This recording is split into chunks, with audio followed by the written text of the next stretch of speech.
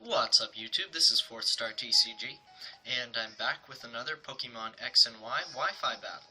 This is a little long battle, so I'm just going to get right into it right here.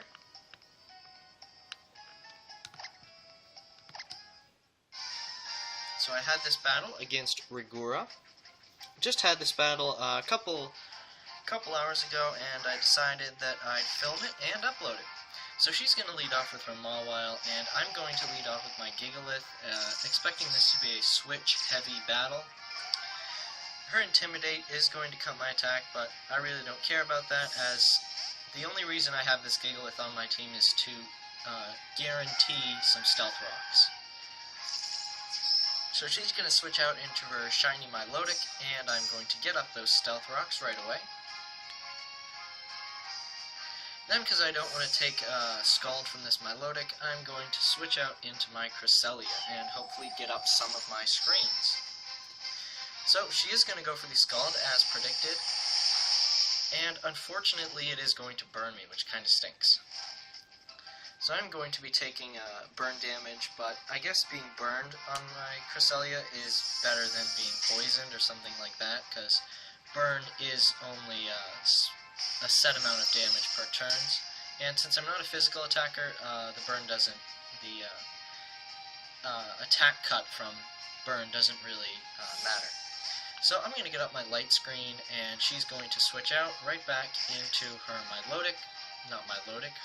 Mawile. She just switched out the Milotic. Intimidate, again, going to cut my attack. Really doesn't matter, as I only have one attacking move, and it's Psychic, which is a special move. So I'm going to get up the Reflect, which is going to boost my defense, and now she's going to Mega Evolve into Mega Mawile. And if you guys didn't know, Mega Mawile has been voted Ubers by Smogon, but I don't really play by Smogon rules, so I don't care when people use Uber Mega Evolutions like Mega Milotic, Mega Lucario, and Mega Gengar. I do mind when people use Mega Kangaskhan because that thing is way too powerful. And Mega Blaziken too. So she's going to go for the Sword Stance, and I'm going to switch out right away.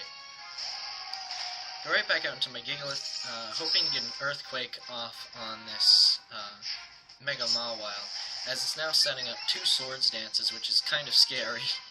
But I know since my Gigalith has Sturdy that I can live whatever this is going to throw at me. But instead, she goes for the Baton Pass, which I've really never seen on a Mega Mawile before, and she Baton Passes her +4 attack out to her Breloom.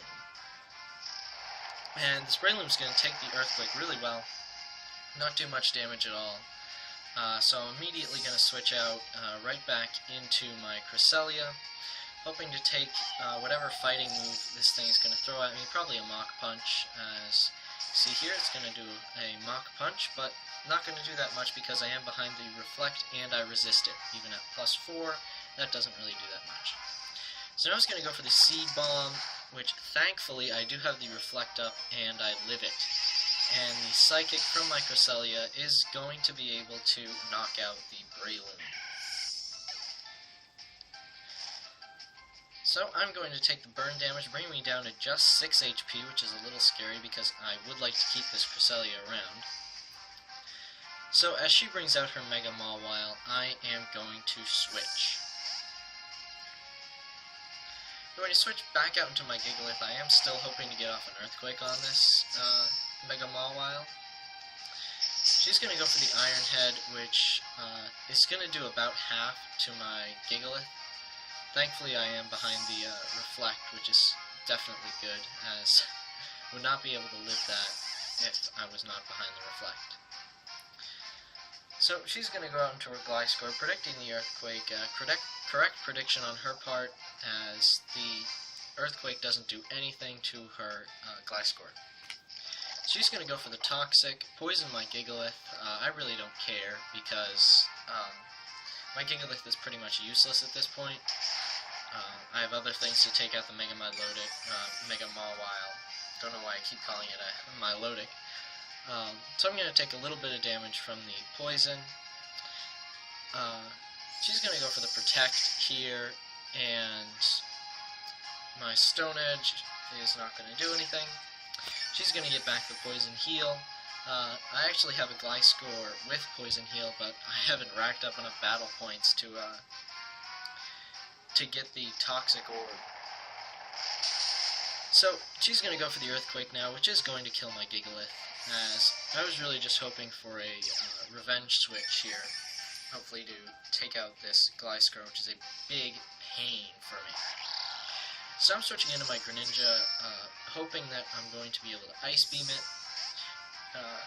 I kind of was predicting the switch here, but just in case, I didn't want to go for anything else except the Ice Beam, because if I did go for something like a Hidden Power Grass, expecting the Milotic or something like that, that wouldn't have done anything to the Gliscor, and he would have been able to take me out with an Earthquake, or poison me, or something like that. So, really right now, I just want to see how much a Hidden Power Grass is going to do to this Milotic. And it turns out that it does a fair amount, not as much as I was hoping, but still definitely a good amount. So she's going to poison me here. I really don't care about my Greninja being poisoned because it is sort of a suicide attacker. It doesn't have that much HP or defenses. It's basically just a fast special attacker. She's going to go for the Protect. I'm going to go for the Hidden Power Grass again. Just basically stalling out a turn. She gets more leftovers. I take more poison damage. So I'm being whittled away by the poison, and now she's going to switch out, predicting another Hidden Power Grass. She's going to go out into her Ninetales, which is going to take some Stealth Rocks damage, which is actually really good for me as it knocks off 25% of this Ninetales' health. And the Hidden Power Grass, even though it's resisted, is going to do just enough to this Ninetales, where it's now in the range of being killed by a Hydro Pump, even in the sun. So my Protein is going to turn me into the Water type. Greninja has an ability called Protein, which, if you didn't know, changes its type right before it uses a move to the type of move that it's going to use. So if my Greninja was to use Ice Beam, it would transform into an Ice type, which means I get same type attack bonus, which is the damage is multiplied by 1.5, which is actually really awesome because you can run sets that you normally wouldn't be able to run on a Greninja. So she switches into her Dino. I'm just trying to get as much damage off on it as possible. Go for the Hydro Pump, doesn't do anything at all because Audino is really defensive and specially defensive. So now I'm going to switch out, predicting her to switch out into something to get the Wish. But just in case, I do bring in my Infernape to hit it up with close combat if she stays in. So she goes out to the Milotic here, and I'm really not sure what she's going to do. The Wish brings her back up to full health, more or less, with the leftovers. So while this isn't exactly the best situation for my Infernape, I'm thinking that I might be able to get some good damage off on it with a Thunder Punch, and it actually does a really good amount. But unfortunately she does get the Toxic off on me, and because my Infernape is a Focus Sash Infernape, that is kind of annoying because now I won't be able to bring this in as a revenge killer on something really powerful. I won't be able to take out the Gliscor if it tries to Earthquake me, or something like that. So now I'm going to finally switch into my Mega Gyarados, hoping that I can get off a couple of Dragon Dances and then knock this thing out. So she's going to go for the Protect, which of course doesn't do anything as I just switched. So I see no reason why not to Mega Evolve, so I'm going to Mega Evolve right off the bat and go for the Dragon Dance. So, Dragon Dance boosts my attack and speed by 1. Mold Breaker really doesn't matter at this point because the only ability Milotic has is basically Marvel Scale. That's the only competitive ability it has. So, as I set up these Dragon Dances, she's going to recover with her Milotic. get back the leftovers, and get back to full health. Now this is where the math starts getting really hacksy. I figure I might as well start to set up a sweep with my Mega Gyarados. So now I'm at +2 attack and speed, and she goes for the Toxic. I was pretty much predicting this, but I was thinking I could sweep her whole team before the Toxic wore off. So she's going to switch out. I was predicting a Protect, so I went for another Dragon Dance. But now she's going to go out into her Mega Mawile, and after this Dragon Dance, at +3 attack and speed, I'm definitely going to be able to take out this Mega Mawile. I'm hoping that I won't die to a Sucker Punch, but I doubt that I will. So the next turn comes up, she does go for the Sucker Punch, as basically all Mega Mawiles run. And it really doesn't do that much, and I am able to finally take out this annoying Mega Mawile with the Earthquake.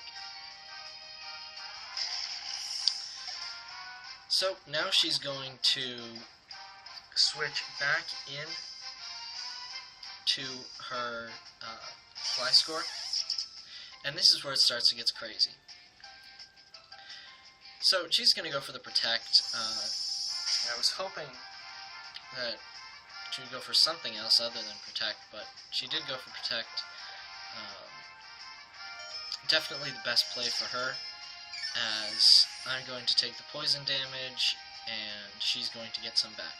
And now she's actually going to hit the double Protect, which is really annoying, because now my Mega Gyarados is basically just going to die without taking out anything except the Mega Mawile.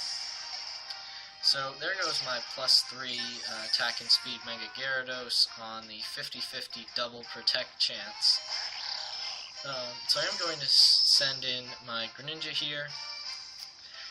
He's going to Protect again, looking for the 3 in a row, but thankfully he misses that, and predicting the switch, not thinking that you would go for the triple Protect, I went for the Hidden Power Grass, expecting the Milotic to come back in, but thankfully I live the poison damage with 1 HP.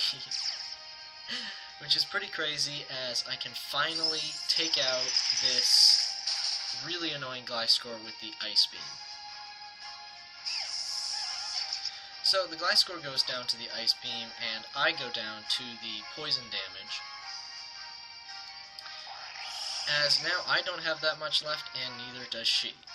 So now I'm going to go into my Cresselia.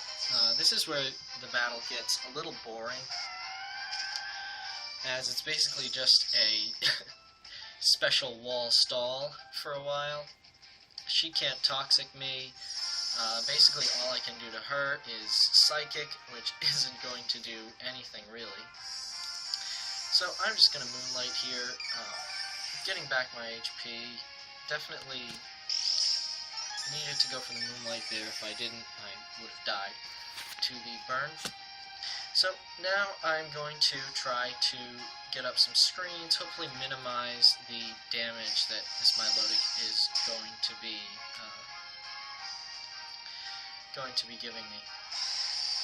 So right now, after I get up the screens, I really have no use for my Cresselia, as it can't do anything to this Milotic, as it can just recover all of the HP that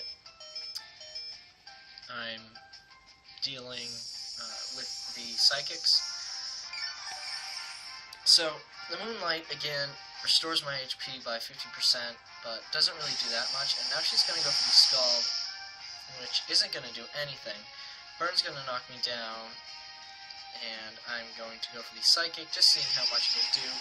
And this basically shows you how especially defensive Milotic is. That does nothing. So I do get the special defense drop, but again, that doesn't matter because Milotic is so specially defensive. So she's getting her leftovers back. I really don't want to switch into my Bisharp at this point, as she's going for Scalds left and right. And I do not want my Bisharp to get burned, because I really need that at full attack to take out whatever's left of her team. So she actually gets a critical hit on the Scald, which is, after the burn damage, going to kill me. Which I guess is kind of good because now I can get a free switch into my Bishop, and I'll be able to one-shot this Milotic with a knockoff. But I just wanted to actually bait her into going for the Protect here, as I could get another free switch into my Bishop, just sort of trying to get something off here. So she does go for the Protect. Gets her leftovers back.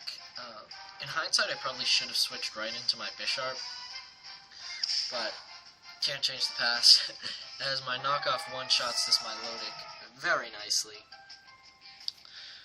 knocking off the leftovers. I do have a Life Orb on my Bishop. I actually really like this Life Orb Bishop set. It deals a lot of damage, and it's really good for basically just this one move knockoff, where it does a ton of damage and it removes the opposing Pokemon's item. So she actually forfeits right there, knowing that the battle is basically lost for her. One more knockoff or Iron Head from my Bishop would have killed her. So, thank you guys for watching the battle. It was definitely a longer battle, but I'd say definitely worth it. Great battle. I suggest you guys like and subscribe, and definitely stick around for more videos. So, thanks for watching, and be sure to stick around.